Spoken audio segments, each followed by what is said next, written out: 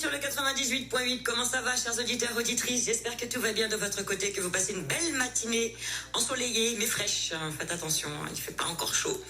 11h23 à présent, et on va accueillir tout de suite Nicolas Joachim Eugène, qui revient pour notre plus grand plaisir. Alors, il n'est pas avec nous ce matin physiquement, parce qu'il est du côté de Saint-Martin, et il va nous expliquer pourquoi. On l'accueille tout de suite. Bonjour, Nicolas. Bonjour, Jenny. Bonjour à tous les auditeurs d'Espace FM. Ça va, tu vas bien? Oui, ça va, super. On est fraîchement arrivé sur Saint-Martin, justement dans le cadre de la suite des travaux internationaux qu'on a boosté ensemble avec toi depuis Paris il y a maintenant quelques mois. Merci encore pour cette vitrine, pour tous les acteurs, Jenny. Avec plaisir. Alors c'est vrai que ça faisait un petit moment qu'on ne t'avait pas entendu. Merci beaucoup d'être avec nous aujourd'hui. Donc bien évidemment, on reprend cette aventure. Tu vas nous expliquer tout ce qui s'est passé depuis que tu n'es pas venu ici. Mais on sait qu'il s'est passé beaucoup de choses. Peut-être que tu ne pourras pas tout dire. Mais dis-nous où en sont les travaux depuis. Alors justement, Jenny, depuis nos dernières interventions sur Paris, où on contactait les acteurs ultramarins un petit peu partout sur la planète, les travaux se sont poursuivis et se sont concentrés sur nos territoires. On rappelle que l'année dernière, nous étions invités du Salon international de la diaspora africaine et afro-descendante. Nous avions aussi fait des actions donc au niveau européen, notamment à Chypre. D'ailleurs, à l'époque, Jenny, c'est le moment où Trump commençait à balancer ses premiers missiles sur l'Iran, les tout premiers l'année dernière. On les voyait le soir, en fait, entre deux réunions de travail depuis l'île de Chypre. Je rappelle que l'île de Chypre est séparée en deux, puisque une partie de l'île a été envahie par la Turquie. Enfin bref, on était en plein, on va dire, marasme géopolitique. Mais pourtant, le travail s'est fait. À l'époque, j'étais avec Yannick Mariano Guzman, qui d'ailleurs a fait une des émissions en direct avec nous. Yannick qui est non-voyant et pourtant c'est l'un de mes principaux collaborateurs au niveau de ces travaux internationaux. Et depuis, Jenny, on a poursuivi en se concentrant sur les Outre-mer, avec notamment le fait qu'à partir de maintenant, en tout cas pour ce premier semestre, nous sommes restés sur Saint-Martin, Saint-Martins, et on va terminer ces travaux du semestre à La Romana, avec Louis Dominicaine, d'où d'ailleurs est originaire Yannick Mariano Guzman, pour justement faire en sorte que les îles, quelle que soit l'histoire qui nous a séparés, quelle que soit la langue qu'on parle, mais vu que nous sommes des îles et que nous sommes sur les mêmes territoires à quelques kilomètres près, mais qu'on puisse échanger sur cette expertise de comment utiliser les outils médias et réseaux pour booster nos actions sur le terrain, Jenny. Absolument. Et puis on t'a vu aussi œuvrer du côté du gouvernement, Nicolas. Alors effectivement, on a eu il y a quelque temps des actions avec 5 délégations des Drômes, donc Guadeloupe, Martinique, Guyane, Mayotte. Et à ce moment-là, comme tu viens de l'indiquer, Jenny, c'était quelques semaines après ce qui s'était passé à Mayotte par rapport aux incidents graves au niveau climatique et après tout le reste sur la réorganisation. On se rappelle, et ça a marqué un petit peu tout le monde dans la délégation, que suite à des réunions de travail au ministère des Outre-mer, une réunion d'urgence a été organisée sur la reconstruction de Mayotte, juste parce qu'effectivement il y avait la présence de ces 5 délégations, je les salue, délégation montée par Jeffrey Gentil, qui est originaire de la Guyane, et qui, comme tu viens de l'indiquer, Jenny, a fait que pendant 15 jours, non-stop, on a des réunions de travail avec des représentants jeunesse que j'ai appuyés de mon côté. C'est pas moi qui ai organisé, j'ai juste appuyé l'opération. Et c'était, comme tu viens de l'indiquer, en lien avec le gouvernement, avec des actions sur Paris, mais aussi avec les autorités européennes, notamment à Bruxelles, ainsi qu'à Strasbourg. Et c'est vrai que ça fait partie d'une étape intéressante de nos travaux qui d'ailleurs, peut-être dans 2 mois, je ne suis pas trop habilité à en parler, mais je vous le dis quand même, dans 2 mois, on aurait une deuxième étape, cette fois-ci depuis la Guyane. Mais je ne te dis pas plus parce que c'est encore dans les cantons et ça sera télévisé. Bon, bah, tu nous le diras en temps voulu. Alors du coup, quelles sont les actions que tu es parti mener à Saint-Martin ? Alors justement, Jenny, à l'instant, donc arrivé fraîchement sur Saint-Martin, on se prépare à passer à la phase 2 sur la partie Saint-Martin et Saint-Martin. On se rappelle que l'année dernière, on était en conventionnement avec la structure Upgrade, basée sur Colbé, ici sur l'île de Saint-Martin, on rappelle, partie hollandaise, partie française sur une même île. C'est un peu le stigmate de notre histoire. Mais l'année dernière, effectivement, ce conventionnement nous a permis de commencer les travaux. Et au moment où je te parle, Jenny, on est en train de passer à une phase 2 de soutien d'une action de très forte valeur ajoutée, mise en place par la communauté scolaire, donc notamment une opération phare appelée des séminaires Gentlemen qui s'est réalisé donc le trimestre dernier, que j'ai eu la chance et l'honneur d'animer, une opération donc organisée par la communauté scolaire et en aide pensée pour ceux qui l'ont mis en place, notamment Madame Rimbaud. L'idée aujourd'hui, c'est que ça avait réuni, Jenny, un certain nombre de personnalités des Outre-mer, parmi eux des artistes comme par exemple donc l'universitaire écrivain Steve Gadet, mais aussi Philippe Sadécalé, avec sa casquette aussi bien d'éducateur que musicien du groupe Soft, qui d'ailleurs commence à tourner en ce moment avec du lourd. On avait aussi la chance d'avoir l'artiste en tant que parrain Silverman, qui était aussi présent. Bref, du beau monde, j'en oublie d'autres. Il y a aussi Eros qui était présent. Oui. Ils sont tous venus des différents territoires pour soutenir ces élèves du collège, donc Mon Désaccord, qui avaient organisé, figure-toi, un séminaire sur une nouvelle manière de repenser la violence entre les hommes et les femmes. Et c'est vrai que c'était assez fort comme temps fort, puisqu'en fait, ces jeunes nous montraient l'exemple à travers des travaux sur le féminisme, sur aussi les personnalités donc masculines qui se sont engagées contre la violence faite aux femmes et les violences conjugales en général. Et j'ai mis, c'était vraiment très fort de voir cette communauté scolaire et surtout ces élèves de 3e, de 4e montrer l'exemple à travers des pièces de théâtre, à travers des exposés, tout ça sous le regard de ces personnalités d'outre-mer. Et ça, effectivement, c'était le trimestre dernier. Mais maintenant, Jenny, on commence à rentrer dans la phase enregistrement studio avec la radio scolaire, puisque, comme tu le sais, on parle plusieurs langues ici, et on va passer à l'enregistrement de ces œuvres et de ces exposés à la radio scolaire de Saint-Martin. Ça commence demain, sur 2 jours. Les autorités et les personnalités vont aussi se déplacer. On aura Madame Fleming du rectorat et d'autres personnes encore, notamment représentants de la collectivité, qui vont venir voir un petit peu comment ça se passe avec ces élèves qui, pendant 2 jours, à partir de demain, vont commencer ces enregistrements. Attention, là c'est la phase en français, mais bientôt, Jenny, on sera aussi sur l'enregistrement, évidemment, dans d'autres langues, notamment l'anglais et l'espagnol, mais ça, ce sera pour les mois suivants. Bref, en gros, au niveau des dispositifs médias en réseau, on porte un appui à ces actions donc en milieu scolaire, parce qu'effectivement, partout sur les Outre-mer, de grosses actions à forte valeur ajoutée se font dans les établissements scolaires. Et c'est à nous, Jenny, notamment grâce à toi avec ces communications, de les montrer au monde, puisque ces élèves, c'est eux en fait notre avenir et c'est aussi notre présent en fait, à l'instant. Absolument, et c'est vrai qu'on parle souvent, quand on parle des dispositifs médias réseau avec toi et d'évolution un petit peu de tout ça, de la jeunesse, de combien c'est important de les impliquer, de faire ce genre d'action. Et toi, il faut dire que tu parcours le monde un petit peu pour faire tout ça. Alors, juste avant qu'on continue de développer, et tout à l'heure on aura d'autres intervenants par téléphone, est-ce que tu peux nous dire un petit peu pourquoi tu as cette passion, d'où ça te vient et pourquoi tu continues d'œuvrer dans ce sens aujourd'hui? Alors tout d'abord, Jenny, je pense que c'est une passion commune à nous tous, parce qu'en fait, on n'a pas le choix.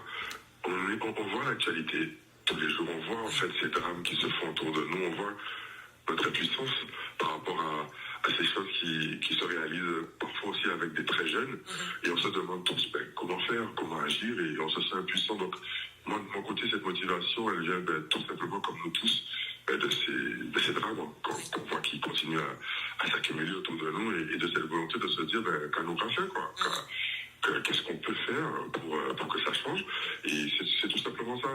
Certains pourraient dire que c'est l'énergie du désespoir, tu vois. D'autres pourraient dire que c'est tout simplement la passion d'essayer de faire quelque chose. Voilà, parce que de toute façon, on n'a pas le choix. On est déjà sur nos territoires dans des situations critiques, qui en plus parfois se retrouvent encore plus critiques pour des raisons climatiques. Donc voilà, si nous pas fait, pour nous, peut faire pour nous. Donc moi, de mon côté, on dirait que c'est de là que j'ai cette motivation partagée, je trouve, par beaucoup d'entre nous, dont toi, qui relaie l'information aujourd'hui à l'échelle ultramarine nationale. Eh bien, en tout cas, ce sont de très belles actions et ça continue. Et tout à l'heure, Nicolas, qui va intervenir dans cette émission? Alors tout à l'heure, on aura la chance d'avoir l'un des responsables de la fondation Fidelfi. Alors figure-toi que cette structure, justement, comment dirais-je, renforce désormais les travaux à l'échelle ultramarine et nationale et appuie une entrée en master puis doctorat pour faire en sorte que tout ce dont on parle en ce moment, qui sont des actions structurantes, d'appui un petit peu partout, donc des solutions pour des autorités, que ça rentre dans la création de connaissances et que ça puisse être transmis. Et j'aurai l'homme de la fondation Fidelfi, il sera en direct de l'archipel guadeloupéen, quelque part, je pense, sur Vemao. Donc nous, ici, depuis Saint-Martin, on va le contacter et on sera en duplex avec lui. On a peut-être d'autres surprises, notamment les responsables éventuellement de la filière, donc ingénieur social. Oui. On sait qu'ils sont très occupés en ce moment, mais on aura peut-être la chance de les avoir aussi. Et c'est vrai que ça, c'est un fait marquant pour la suite, Jenny, puisque cette formation d'ingénieur social, ça fait très peu de temps qu'elle est disponible pour nous, ultramarins, et qu'on n'est plus obligé de partir en Europe pour réaliser cette montée en compétences. On en parle tout à l'heure. Absolument, on en passe dans quelques minutes. Juste après la pause, vous restez bien branchés, connectés sur les 98.8. Et on est reparti avec Nicolas et ses intervenants. Nicolas, ça va toujours ? Oui, ça va super et je suis très très content à l'instant qu'on soit en duplex entre Saint-Martin et la Guadeloupe. Wow. Et depuis ton émission de Paris avec monsieur Juanito Valetidi qui nous a rejoint. Bonjour, comment allez-vous ? Bonjour, ça va, merci, vous-même. Eh bien, écoutez, ça va très bien. Très heureuse de vous avoir ici avec nous. Alors, est-ce que vous pouvez nous dire quel est votre rôle dans toute cette organisation ? Alors, moi, je suis donc chargé de mission pour la Fondation pour l'inclusion et le développement local. Alors, nous intervenons évidemment donc, en termes d'aide, de soutien et d'assistance aux structures et aux collectivités, donc collectivités locales notamment, pour développer donc des projets qui se basent sur l'insertion des personnes, l'inclusion finale des publics concernés donc, par les difficultés sociales, et surtout pour que nous mettions en place avec soit ces structures, soit ces collectivités, des projets de développement local. De développement local, donc pour donner donc du corps, on dira, à la politique d'inclusion, menée donc avec les personnes, et pour pouvoir justement faire que nos projets, quand ils sont initiés, ne s'arrêtent pas quand nous sommes plus là, on a dit Saint-Julie, et qui se poursuivent évidemment par de l'emploi, par de l'activité, par effectivement du développement économique. Alors vous êtes du côté de la Guadeloupe. Qu'est-ce que vous pouvez nous dire justement sur l'inclusion ? Qu'est-ce que vous pouvez nous dire sur les différents mouvements qui sont mis en place du côté de la Guadeloupe ? Est-ce que c'est difficile ? Est-ce que ça avance ? Bon, eh bien, ce qu'on peut dire, c'est que nous sommes confrontés aux multiples difficultés, donc résultant donc du caractère archipélagique de notre département, mais aussi effectivement donc de l'absence de la bonne on dira utilisation de toutes les possibilités financières, organisationnelles qui existent et dont on pourrait se saisir pour aller plus vite, pour faire mieux et pour aller effectivement plus profondément dans les choses. Donc nous sommes effectivement donc en but à ces difficultés, notamment de mise à disposition donc des finances du droit commun, de la difficulté qu'il y a donc à mobiliser des acteurs, on dira financiers et politiques sur nos opérations, et de la difficulté aussi qu'il y a donc effectivement la distance qu'il y a avec la France métropolitaine quand on veut mettre des actions qui soient effectivement de plus grande ampleur. Alors Nicolas, justement, est-ce que tu peux ajouter quelque chose par rapport à cette situation et la collaboration aussi qui se fait avec la Guadeloupe ? Alors justement, effectivement, donc la Fondation Fidelfi qui fait des actions, donc notamment en Guadeloupe, mais aussi sur les Outre-mer, je sais qu'ils ont aussi des actions ici à Saint-Martin, fait un appui technique, Jenny, sur ce qu'on vient d'entendre. Et on sent aujourd'hui que sur nos territoires, c'est vraiment quelque chose de clé. Parce qu'en réalité, les moyens sont là, les énergies sont là, beaucoup de projets de grande qualité, comme on l'a vu tout à l'heure, sont en cours, et pourtant, comme un panier percé, on a de l'énergie qui se gaspille, de l'argent qu'on ne retrouve plus. Et c'est vrai qu'aujourd'hui, c'est important qu'avec avec des acteurs comme ça, on arrive à faire en sorte qu'on ne perd plus ni de temps, ni d'énergie, parce que la situation est, on l'a vu, assez grave dans beaucoup de domaines.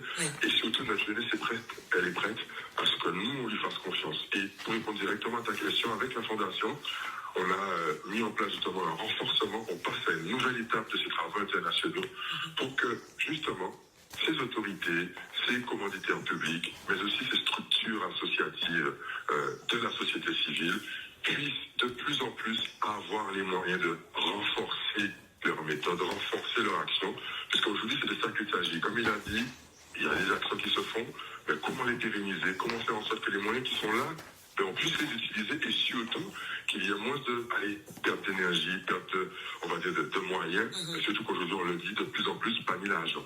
Donc finalement, on sait que l'argent est quelque part et c'est à nous de nous organiser pour ça. Et dans ce sens-là, il y a une connexion très importante, Jenny, qui a été faite donc, dans le cadre de ces travaux avec ce qu'on n'aura malheureusement pas le temps d'avoir en duplex aujourd'hui. C'est les responsables de la formation ingénieur social.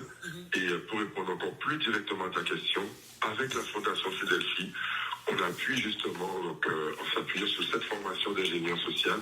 On salue la directrice donc, de l'IRTS, donc l'Institut régional des travailleurs sociaux, Madame Bazar, qu'on aurait pu avoir aujourd'hui, mais bon, malheureusement en termes de timing, ce ne sera pas possible. On salue aussi le président de la structure donc, de cette IRTS, et notamment l'AGMS, l'Association guadeloupéenne du médico-social.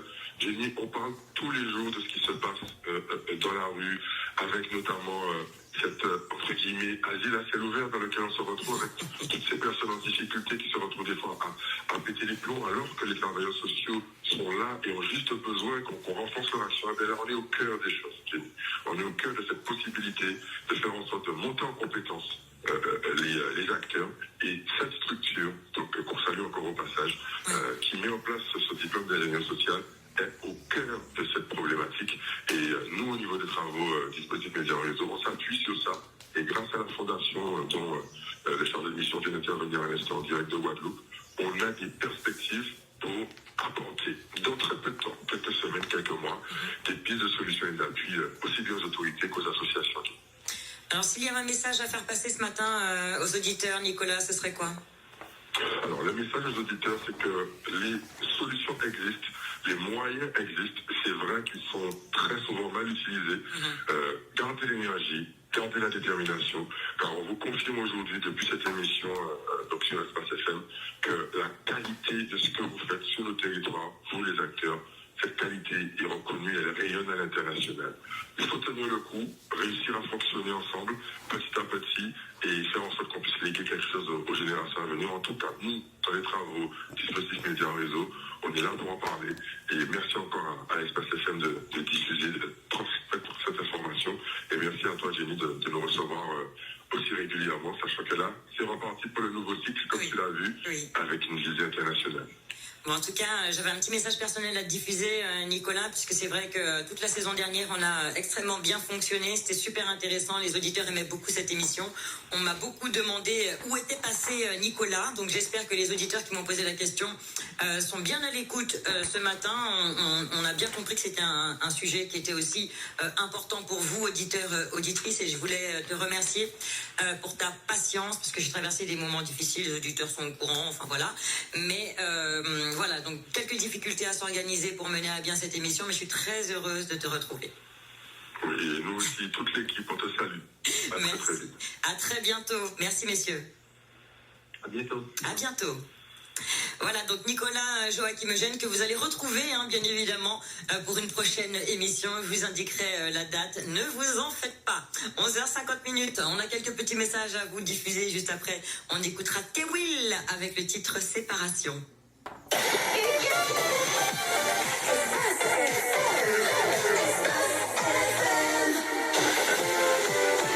Jenny Figaro sur Espace FM.